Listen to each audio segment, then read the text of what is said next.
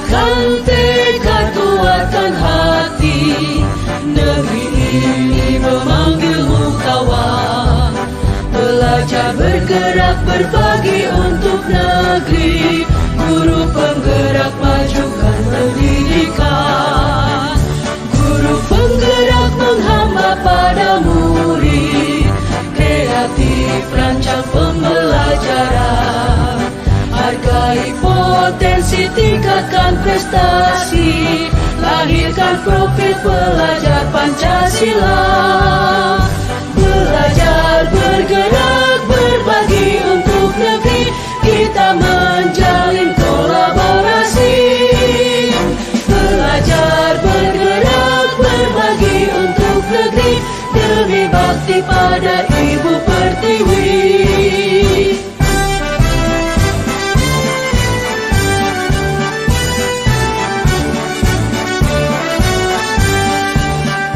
Bulatkan tekad, kuatkan hati, negeri ini memanggilmu kawan. Belajar, bergerak, Kabar Bu Ros? Alhamdulillah baik Bu. Kabar Ibu bagaimana Bu sekarang? Alhamdulillah baik juga.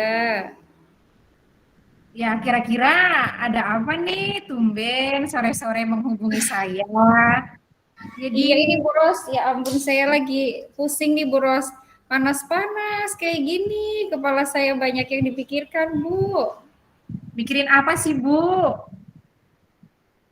Kelas Bu Ros, mereka itu masih kelas 1, jadi belum nalar, saya pusing banget Bu Ros. Ya. Oh, Soalnya pusing masalah anak-anak di kelas ya Bu ya? soalnya begini Bu, murid saya itu semuanya aktif-aktif Bu, cewek cowoknya sama aja. Mereka itu banyak banget yang diiniin di kelas, jadi ada yang mainan sendiri, ada yang cerita sendiri, ada yang iseng, ada yang usil sama temennya. Juga ada satu lagi anak yang gimana ya Bu Ros, dia itu nggak mau diem Bu Ros. Anaknya aktif-aktif ya Bu ya? Aktif banget. Terus ada satu lagi itu Bu Ros, ya ampun, dia itu anaknya kayak gimana ya, senengnya itu bikin masalah gitu Bu Ros. Sebenarnya sih bukan masalah yang fatal banget, tapi karena dianya usil nggak mau diem, jadi seringnya teman-temannya pada nggak nyaman Bu Ros. Oh iya, berarti kira-kira apa ya yang Bu Umi harapkan dari percakapan ini sore ini? Iya, saya itu berharapnya. Tadi saya tuh punya pemikiran, aduh, saya mau telepon ke siapa, mau minta tolong ke siapa, mau curhat ke siapa nih, kayaknya ke Bu Ros mungkin bisa bantu saya buat kasih solusi atau permasalahan dari anak-anak yang ada di kelas saya gitu.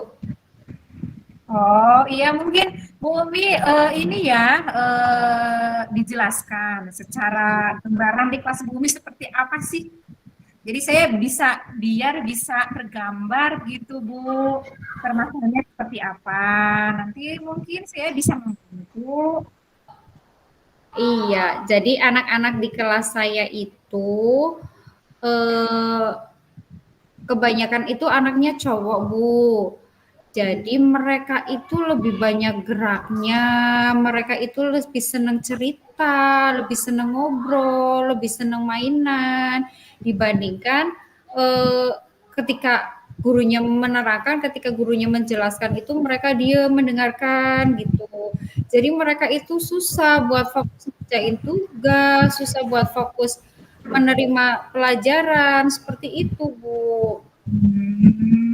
Kira-kira apa ya yang mempengaruhi hal tersebut? Apakah itu hanya murni dari anak-anak saja? Khawatirnya ada sesuatu nih, kok anak-anaknya seperti itu? Kira-kira apa menurut Bu Umi? Kalau menurut saya sih gimana ya, jelasinnya susah ya Bu. Maksudnya kalau saya sendiri sudah menerapkan pembelajaran yang sesuai menurut saya, tapi merekanya tetap aja susah buat fokus Bu. Menurut Bu Ros gimana? Berarti anak-anaknya itu ini ya lebih ke bisa dibilang sanguinis kinestetik ya Bu ya. Jadi anak-anaknya suka ngomong. Itu anak-anaknya ini nggak pernah tidak apa sih di kelas itu menjahili teman-temannya sedang belajar, terus dijailin sama anak tersebut. Pernah tidak Bu seperti itu? Iya Bu Ros, anaknya tuh iseng-iseng banget. Bahkan ada satu itu yang anak yang susah dibilangin, mereka itu dia itu isengnya aduh udah lebih gitu dibanding teman-teman yang lainnya. Ya, berarti ini ya, apa sih lebih ke Bu Umi itu ingin mewujudkan kelas yang kondusif ya Bu ya, seperti itu ya. Iya, saya itu sebenarnya gini Bu Ros, saya itu pingin mengintegrasikan tuh pembelajaran KSE. Terus saya pingin juga bikin kayak roda-roda emosi, terus bikin papan pajangan, bikin media yang menarik buat anak-anak gitu, biar anak-anak itu ngerasa nyaman ketika di kelas, biar ketika sudah selesai menulis dia itu nggak musilin, nggak jahilin temennya. Gimana Bu? Menurut saya setuju sih ya Bu ya, tadi yang Bu Umi katakan bahwa Bu Umi itu punya gagasan akan melakukan pembelajaran berdiferensiasi ya. Iya. Yang KSE di dalamnya. KSE, iya. Ya kan karena kan kita tuh Bu Umi ada berapa ya jumlah muridnya? Muridnya sih sedikit Bu, cuma 15, tapi kebanyakan cowok Bu. Iya. Jadi kan ketika kita mengajar di kelas ya 18 siswa, itu kan berarti kan kita itu berhadapan dengan 18 karakter ya Bu ya. Iya. Nah, mungkin Bu Umi pada awal tahun ajaran mungkin Bu Umi telah melakukan ini apa sih untuk mengkelompokkan anak-anak tersebut sesuai gaya belajarnya. Tadi kan Bu Umi ingin ini ya punya gagasan pembelajaran berdiferensiasi. Berarti kan Bu Umi sudah mengelompokkan gaya belajar anak ya Bu ya. Iya. Ya kita guru itu kan harus ini ya apa sih belajar anak itu sesuai kebutuhan mereka, gaya belajar mereka supaya apa? Supaya tadi yang kata Bu Umi supaya kelasnya kondusif. Jadi kira-kira itu bagaimana Bu? Iya sebenarnya Bu, waktu di awal masuk itu kan sudah ada pemilihan ya kayak minat, bakat, kemampuan anak itu dari yang audio, visual, kinestetik dan yang lain-lain. Sejak mereka dari TK itu kan pasti mereka punya kemampuan sendiri-sendiri. Sebenarnya saya sudah mengelompokkan, walaupun sebenarnya itu kan nggak boleh ya Bu, tapi supaya saya itu mudah gitu untuk mengarahkan anak-anak tersebut, kemampuan mereka, minatnya apa, bakatnya apa, seperti itu Bu. Jadi sebenarnya saya itu udah membagi-bagi, udah mengelompokkan. Hanya saja kadang tetap mereka itu susah buat fokus, makanya saya itu pingin melaksanakan teknik apa gitu supaya mereka itu bisa gampang lah, bisa gampang fokus, bisa mudah mendengarkan, menerima pembelajaran. Jadi mereka itu nggak ada ketika ada jam mereka yang setelah mereka menulis materi atau apa itu nggak ngusilin teman-teman yang lainnya Bu Ros. Ya, kira-kira kalau menurut Bu Umi apa ya yang tepat untuk mengakomodir anak-anak yang seperti itu? Karena kan ini kan siswa bukunya, berarti ini yang apa sih? Yang lebih tahu kira-kira bagaimana Bu itu? Iya, saya itu dari awal itu maunya saya udah ini tuh udah ngelakuin rekam jejak tuh. Jadi mereka itu udah disuruh bercerita, sudah disuruh menggambarkan lah ketika besok itu dia mau seperti apa, mau bagaimana supaya saya itu mudah mengarahkan. Jadi ketika dulu awal masuk pun saya udah bikin kayak semacam keyakinan kelas seperti itu untuk anak-anak kelas, walaupun mereka masih kelas 1, saya udah mengajarkan, membiasakan mereka itu apa sih melakukan budaya positif gitu, melakukan hal-hal yang sesuai dengan keyakinan kelas yang sudah mereka buat pada di awal kayak gitu supaya mereka itu lebih terarah gitu Bu, dan mereka itu lebih fokus gitu. Jadi eh, semua itu sudah saya persiapkan sebenarnya, tapi kadang masih aja yang nggak sesuai dengan harapan saya gitu. Tadi di awal Bu Umi kan menginginkan pembelajaran yang ini ya, pembelajaran berdiferensiasi yang Iya, yang terintegrasi. terintegrasi KSE itu Bu. Nah, kira-kira KSE yang akan Bu Umi integrasikan ke dalam pembelajaran di kelas ini seperti apa ya Bu ya? Eh, Ceritakan. yang gimana ya Bu? Saya itu pingin suasana kelas itu yang positif, suasana kelasnya itu yang budayanya itu yang baik, yang terarah, supaya anak-anak itu benar-benar nyaman gitu ketika berada di kelas gitu Bun. Iya, ya. Jadi saya pingin tahu ketika saya itu sudah menerapkan, sudah mengintegrasikan kompetensi KSE, terutama kesadaran diri dan manajemen, tapi masih kurang aja. Jadi saya harus gimana ya Bun ya? Ya, berarti Ibu harus meningkatkan kembali itu yang seperti itu Bu, yang KSE itu. Jadi jangan apa ya, istilahnya kita patah semangat baru mencoba sekali, tapi Bu Umi merasa apa sih belum berhasil. Jadi harus secara kontinu ya, karena kan terlebih ini anak-anak kelas 1. Walaupun saya belum pernah mengajar kelas 1, tapi ketika saya di kelas pun di kelas 5 itu menerapkan pembelajaran berdiferensiasi itu sangat ini Bu. Boleh ya saya cerita pengalaman di kelas? Iya boleh Bu. Ada anak yang kinestetik, jadi bisa belajar. Biasanya kan kalau anak kinestetik itu mereka cepat bosan ya, suka usil ke temannya. Jadi saya apa sih melakukan pembelajaran berdiferensiasi itu memang mereka itu sangat enjoy, sangat senang karena kan konten yang saya berikan ke anak-anak tersebut itu berbeda-beda sesuai dengan gaya belajar mereka, terutama untuk anak yang kinestetik ini. Saya kemarin itu pas mempelajari rantai makanan ya, itu anak-anak itu bermain peran. Jadi dengan mereka bermain peran, itu energi mereka itu akan apa sih istilahnya tidak terbuang sia-sia. Jadi memang apa sih energinya itu tersalurkan untuk belajar karena bermain peran. Ya mudah-mudahan Bu Umi juga bisa apa sih bisa mengintegrasikan pembelajaran tersebut di kelas kelasnya ya di kelas bawah dengan metode apapun. Insya Allah Bu Umi bisa kok. Jadi jangan patah semangat ya Bu. Terus selalu coba metode-metode yang kira-kira yang tepat, yang nyaman bagi anak dan anak-anak kita itu merasa enjoy di sekolahan ya Bu ya. Oke.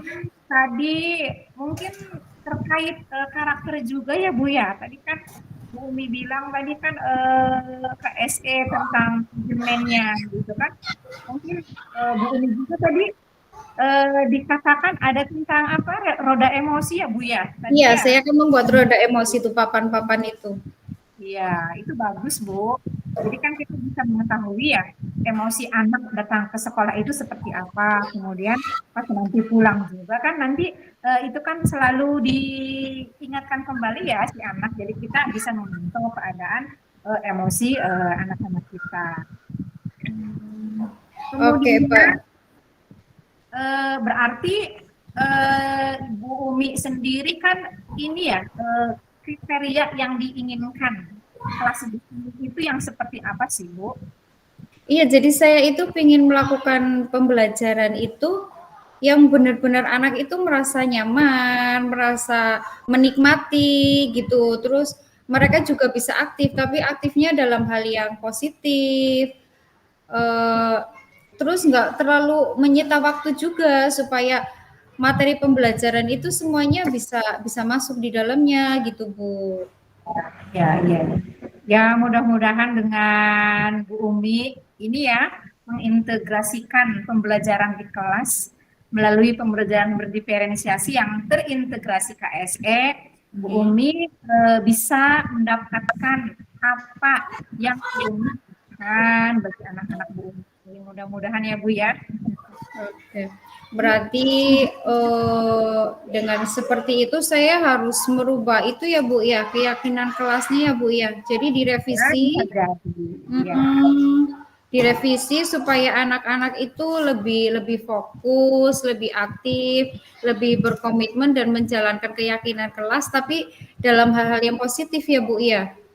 Ya betul Bu, dan ini juga ya harus melalui kesadaran mereka sendiri, jangan dipaksa ya, terlebih anak kecil. Iya, jadi biar mereka itu nggak merasa tertekan atau terpaksa. Kita harus bahagia, anak-anak kita itu kan sekolah harus merasa bahagia, jangan sampai kita belajar ke sekolah itu dalam keadaan tertekan. Jadi harus dalam keadaan biar kita sendiri sebagai guru itu kan menanamkan karakter ke anaknya juga, itu bisa diserap dengan mudah oleh mereka, ilmu yang kita sampaikan juga bisa diserap oleh mereka.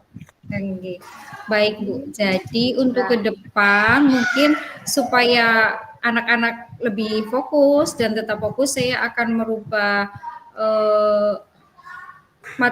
merubah pembelajarannya. Saya akan lebih banyak menggunakan metode yang baru, juga keyakinan kelasnya mungkin agak sedikit dirubah supaya anak-anak itu lebih nyaman, aktif tapi aktifnya yang positif.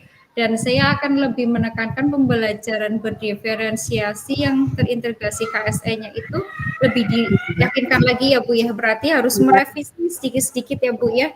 Tapi insya Allah minta doanya ya Bu ya. Ya, kita sama-sama saling mendoakan Bu.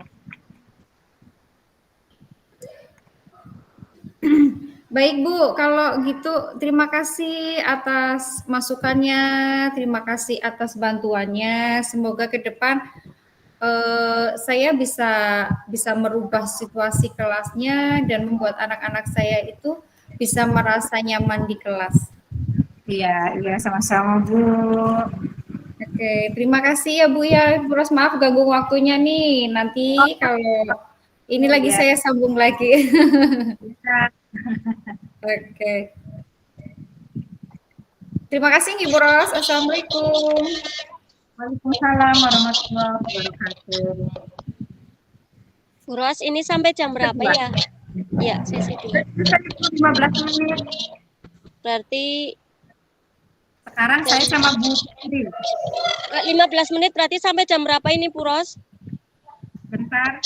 Ini kan sekarang saya sebagai coachingnya, kemudian jenengan sebagai coach ya. Coach. Berarti sampai jam 4 lebih 3 menit ya? Berarti jam 4 lewat 5 menit lah ya? Iya. Ya, saya mulai aja ya Bu Ros. Oke, monggo. Assalamualaikum Bu Ros. Waalaikumsalam warahmatullahi wabarakatuh. Bagaimana kabarnya Bu Ros? Alhamdulillah baik Bu. Aduh, mohon maaf saya sore-sore mengganggu ya. Apakah sudah selesai dari kesibukannya di rumah dan keluarga? Oh ya, alhamdulillah. Ini kebetulan saya sedang ada waktu senggang Bu Ros, sama sekali tidak mengganggu. Begitu.